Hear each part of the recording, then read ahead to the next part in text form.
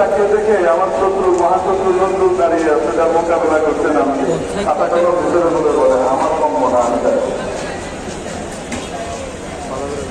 কবিতা এটা একটা মৌভূমি জিনিস। মহাজ্ঞানী হলেই যে কে বড় কবি হবে এটা জরুরি নয়। কবিতা এই সুযোগটাই নিয়েছে।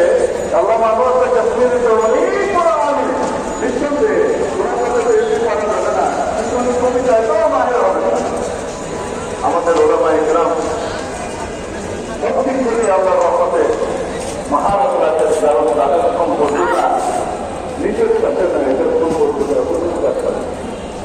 ওখান থেকে আছে প্রয়োজন মাত্র।